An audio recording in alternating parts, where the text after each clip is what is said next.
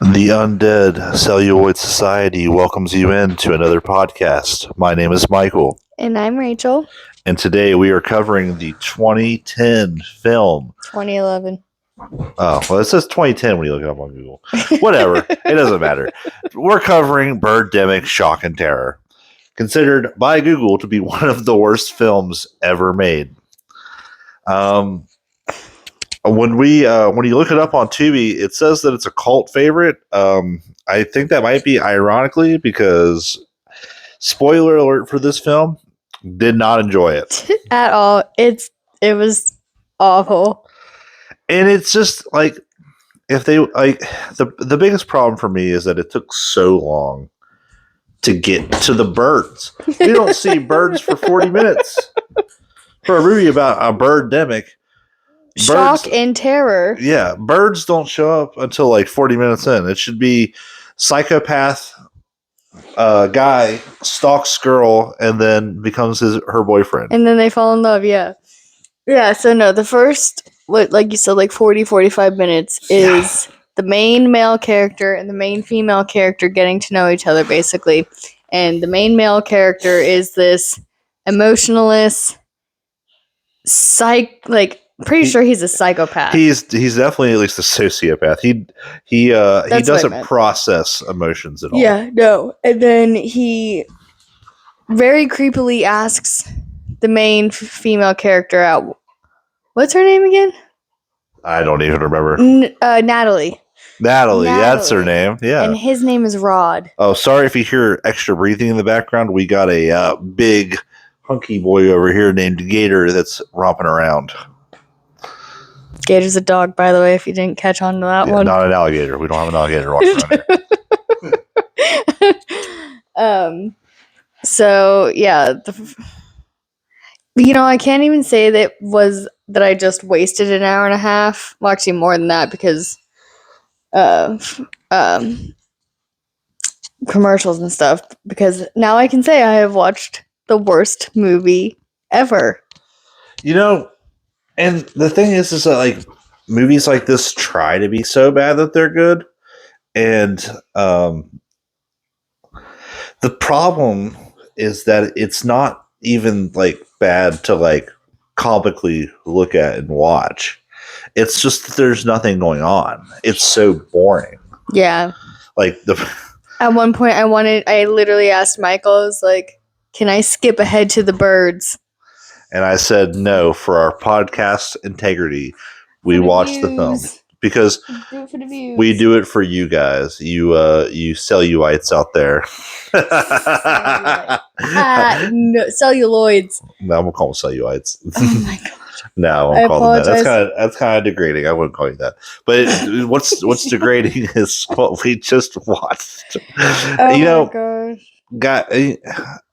It shouldn't have even been called Birdemic Shock and Terror. It should have been called Birdemic We Hate Global Warming, because it was so anti-global warming. Like, there was two different specific rants about global warming and how bad global warming is. And we're not going to get into politics. We're not going to get into all of that stuff.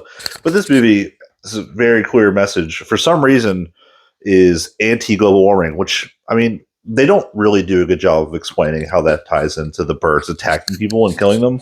Yeah, no, it's just, they just say that global warming is killing off a bunch of species and the birds, something about krill dying and the birds not having anything to eat, except the birds were eagles. Eagles don't eat krill. They also are not just, they also hover in the air. Yeah. In front of cars. Birds don't hover. Are we sure is it hummingbirds just hover? Hummingbirds hover. Okay. But like these giant eagles are not just like flapping their wings right outside of cars. These birds were not very dangerous either. No, and can we talk about just honestly, my favorite part was how fake the birds were. Oh, they were so fake. They looked like they spent their entire budget on CGI for these birds. Maybe. It was only $10,000. $10,000 budget, and they spent all of it on bird CGI. Yeah, the birds looked like, you ever, especially when they were getting shot and killed. Do you ever play those like hunting games at like arcades Yes. where you shoot them and then they like. That's what it looked like. It's exactly what it looked like. Like it just a red spot would appear on them and then they just fall out of the ground. They would also I didn't understand the birds' powers. Like one minute they're terrorizing people. I say that in quotations because they're just flapping their wings outside of cars, not doing anything. Yeah. Next minute, they're causing explosions. Yeah, they're kamikazing themselves. Yeah, they're causing explosions. They're the one bird does a drive-by, slitting this guy's throat. There's just there's no consistency to the bird's powers. Yeah, I guess I don't. And also, it doesn't really explain what's wrong with them. Like the one. Later in the film, there is an elderly scientist that they run across randomly on a bridge looking at dead birds with a N95 mask on. And he's the first person to go on a rant about global warming, but he also is talking about how the birds have bird flu. Yeah. We don't really get what so it's from what the some of the synopses that I've read, it says that the birds are they have some kind of disease, which I mean, I guess, but I also it doesn't touch on that in the movie. Like the dead birds have bird flu, but the live birds, yeah. There's just. And can we talk about the fact that it went from them? First of all, main male character has his own house. He does have his own house, and I know where you're going with this. Go to a motel to get intimate. Oh yeah, the PG-13 sex scene that we see. Yeah, but they go to a freaking motel, and then the PG, like Michael said, the PG-13 rated sex scene, it fades out while they're kissing, and then next thing you know, birds are bombing the freaking city. They are. Yeah, that kind of does come out of nowhere. There was no build up. Up until that point, we had saw one bird or two birds flapping their wings in front of a tree when they walked outside once, and then we also saw a dead bird on the beach. On the beach. Yeah. Before that, nothing. No signs of shit going on. And then next thing we know, because we're watching this on Tubi. We love you guys. Shout us out. Give us a sponsor. We will hype you guys up all day because you're my favorite app. But anyways, we went into an ad break midway through the sex scene. Not really sex. She's in her bra and panties, and he is in a tank top and pants. Yeah, fully clothed. Yeah, they're fully clothed. Oh, I mean, she's not fully clothed, I guess, but he's fully clothed. We go into an ad break, come out of the ad break, birds are just destroying the city. We thought we missed something. Yeah. And my gosh, it was... There is such a thing as disaster movies, but that's not the disaster I was thinking. The only shock and terror that came from watching this was just how bad. Oh yeah, it was horrible. I think honestly, they could have made this movie 30 minutes long. Yes, it would have been better. We did not need the backstory of these two characters because they don't really do anything. Yeah, nothing plays into anything. I feel like from the moment the birds started on was that was their idea from the start, right? But they're like, well, we can't have just a 45-minute movie. So all of that stuff in the beginning of the two main characters meeting and going out on dates and going to a restaurant and dancing like robots for a solid 7 minutes of this movie. I feel like it was all just filler. They had to make it longer. It definitely is. And now that it's funny that I'm saying this because I'm reading the synopses on Tubi right now about millions of killer birds. Millions. There was like at most on the screen like 5 or 6 of them. Yeah. Also, the really funny thing is when the birds start attacking and they go and they're like doing post-apocalyptic shit, like looking for survivors or going to a convenience store and getting charged $100 a gallon for a tank of gas. They'll stop and they'll do something, and then there's just cars casually driving by. Yeah. Not worried about anything. Very clearly, they couldn't block this road off for their filming. So this is just actual traffic that's being filmed driving by. Not a care in the world. Yeah. I mean, granted, when you have a budget as low as theirs, like, that's not something you can help. But I don't know. It was just like, I don't know. I think there's definitely a lot of room for improvement in this film with different things. Like you can make a movie be so bad that it's good, that it's really funny. Bad Taste. Bad Taste is really good. Well, we haven't covered it yet, but Thanksgiving is maybe we're covering for Thanksgiving this year. It was made for $4,000. A lot more entertaining than this. Yeah. So not even half the budget. And I honestly almost feel like this was done by a group of maybe like film students. It's what it looks like. It looks like a student film because this was shot released 2010 according to Google. Tubi's telling us 2011. What's going on there, Tubi? Yeah. But it looks like it was made in the 90s. Yeah. On like a low res camera. On somebody who's just figuring out how to like edit in sound. Because remember, sometimes it would be so quiet, and then sometimes it would just like blare out of the TV. Yeah, it's like they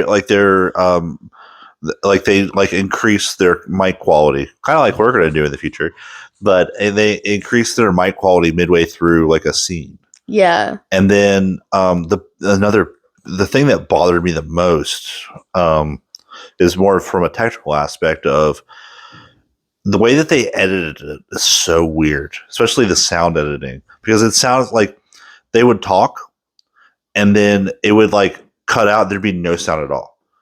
And then it would go back to one of them talking. I almost thought like it was like glitching. It was glitching. Yeah. And it was just it's so jarring, and it's enough to take you out of the film.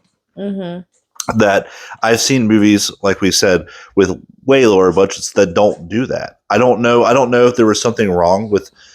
My guess would be that it had something to do with a lot of the background noise, that they're not being able to, buffer a lot of that out, especially when they're at the beach. Yeah, that's going to be really hard to buffer all that, especially if you don't have like a high quality like sound system, which I'm assuming they didn't with their budget. So I get what they were trying to do with it, but the way that they edited it just made it so jarring that it made it really hard to watch. And there's a lot of like peculiar shots, like when our socio guy goes into the diner at the very beginning of the film, after which, by the way, a 3.5 minute credit scene of him slow driving down a road. Yeah. With the camera half on the road, half on like the dashboard. Yeah. But when he gets into that diner, that the pacing and the editing is so jarring that it like we had to pause it and rewind it, because I'm like, what is going on? Yeah, it was the worst editing I've seen. I do want to give these guys credit because they made a movie. People, I don't know if they actually like it or if they're ironically just saying that they love it and it's the greatest film ever. It's kind of like reverse review bombing. Oh, like yeah. where you're saying this is the greatest movie ever. It's like not. But these guys made a movie. There's choices made in it that we just don't like. or understand. Somehow. And also, they got 2 sequels. Good for them. This guy made his film.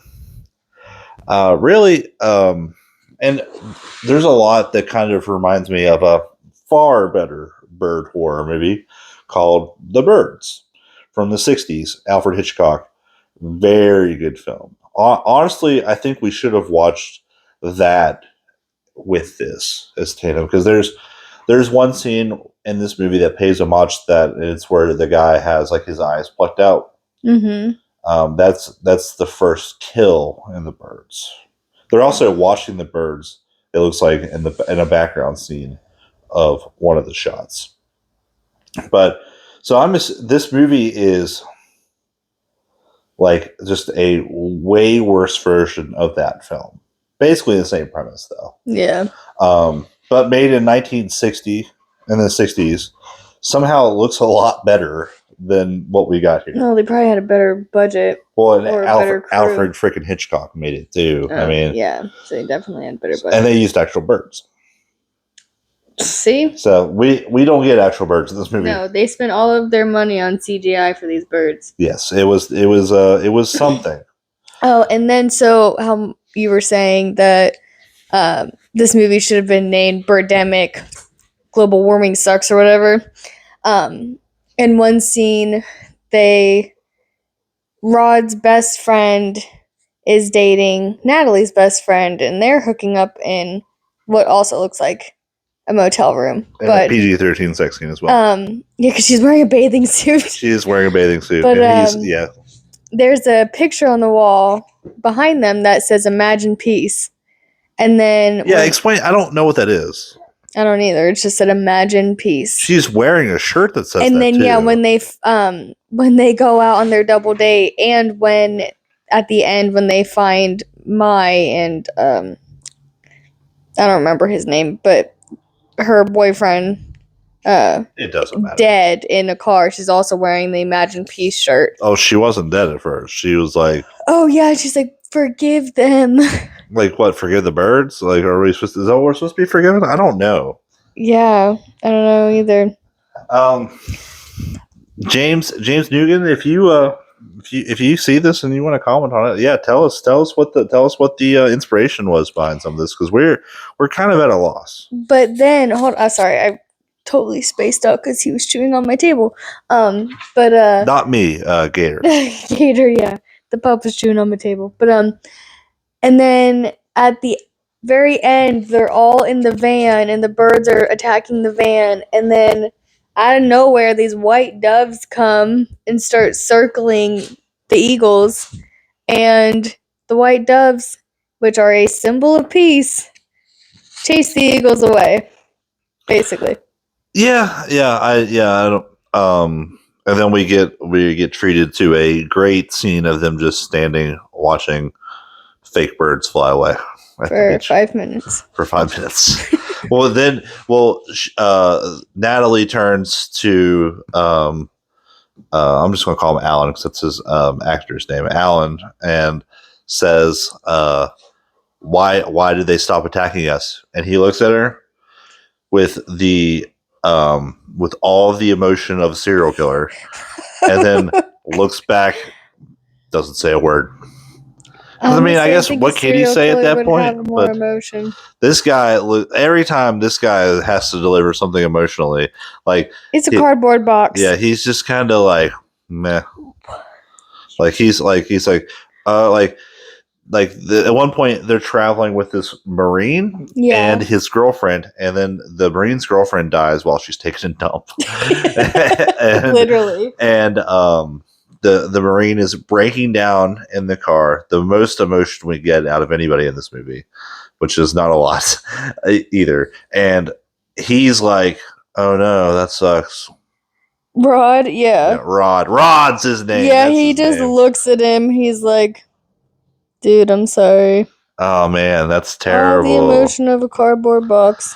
That's crazy. She died.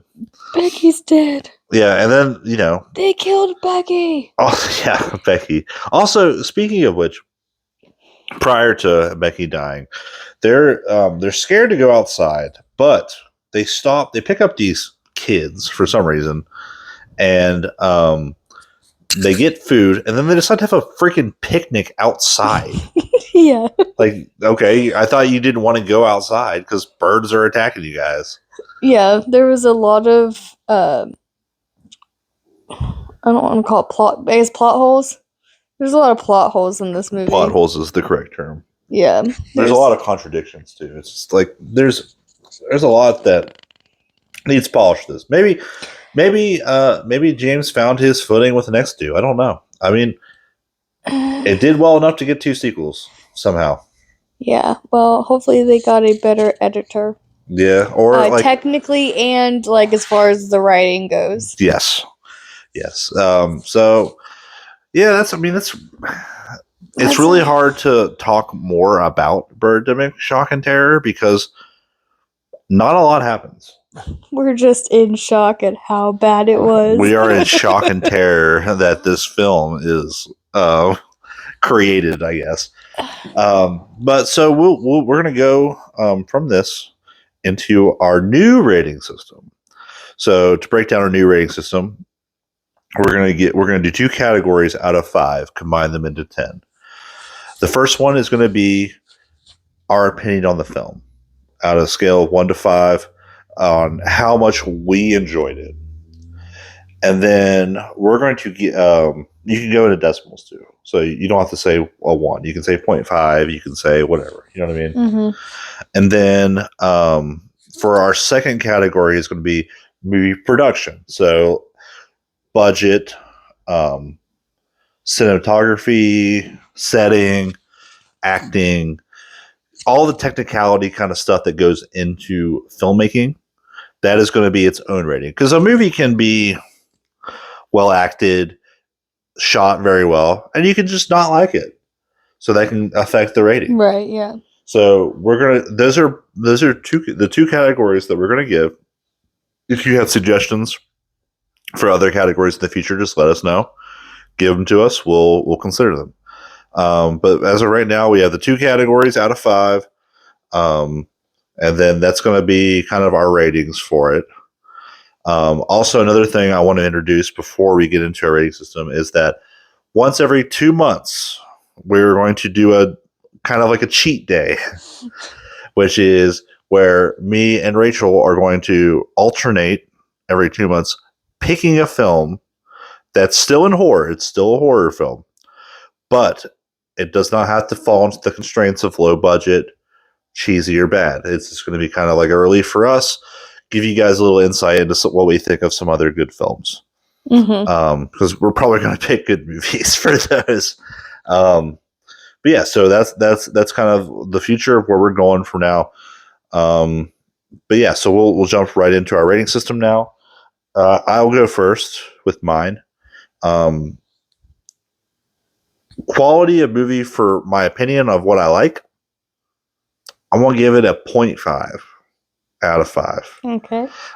Did not enjoy this movie.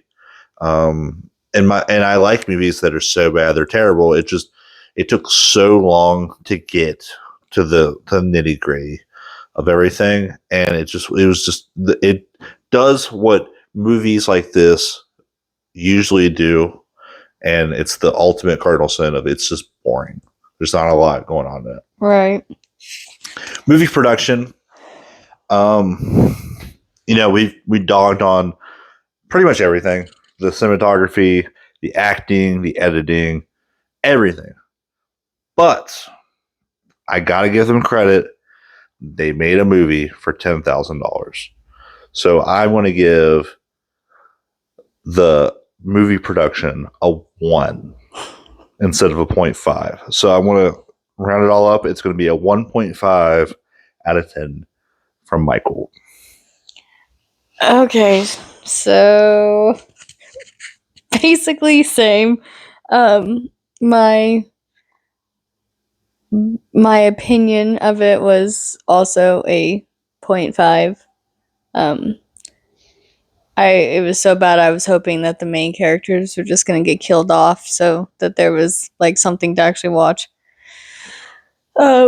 And then, as far as the cinematography and the production goes,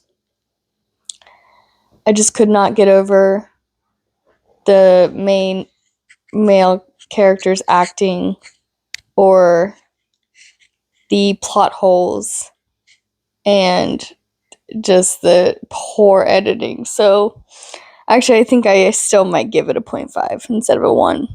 Okay, so you're going to give it a 1 out of 10? 1 out of 10. 1 out of 10 from Rachel, 1.5 from Michael. Those are our scores. We could say if we'd recommend it to Trisha or not. Trisha is here with us, silently looking at her phone. You're not going to hear from her, but I would say that prior to watching this, I may have recommended it to her for being so bad it's good. That's why she came and watched it with us. But after having watched it, absolutely would not recommend it to Trisha. I do not think she'd like it. Trisha, did you like it? You can just shake. No, Trisha did not like it. She did not like it. She did not like it one bit. And she said before we started watching, I love disaster movies. I love this is the girl who's one of her Birdemic movies. One of her favorite movies is called Sharks of the Corn. So yeah. So that tells you all you need to know. But it's an absolute no-go for me. Yeah, I agree. I also would not recommend this to anybody. I think that the only reason that I would recommend this is for the reason that we watched it for a podcast or completionist kind of thing of like have you guys ever watched this movie? Like we're at a bar or something and someone comes up to us and asks, like, yeah, we've watched that. Which Birdemic? Yeah. Yeah. But don't expect us to cover the rest of the series. That's not where we're going next with this. Nope. The other thing that we're going to add to this is we will give you a little preview of what we're going to watch next time. So, Rachel, are you curious as to what the next film is going to be that we watch? I am, but I also feel like I should already know. Oh, don't worry. I gave you a brief glimpse of the schedule. Yeah. The next film that we are covering is Cute Little Buggers, which is a alien abduction buddy movie. Oh, okay. I'm actually excited for that one. Yeah, a little more quality when it comes to filmmaking, but a lot more boobs. So be prepared for that. Oh, Michael's just so happy right now. yeah, I guess. Anyways, but so yeah, we thank you guys so much. Please please like, subscribe, share the video. You guys have fans that like, or you have friends that like lower budget films, let them know about us. We're out here. We're open to suggestions. Let us know your thoughts on Birdemic Shock and Terror too. If you disagree with us or if you like it, if you like it, let us know. If you agree with us, let us know. Yeah, maybe you're one of the people who actually consider this a cult favorite. Yeah, for some reason. It could be your favorite movie of all time. I'd be concerned if it was, but Same. Please, we're open to conversations. Keep it civil in the comments, but we appreciate you guys listening. Until next time, though, we are the Undead Celluloid. Celluloid. We are the Undead Celluloid Society. My name is Michael. And I'm Rachel. And we thank you guys for listening.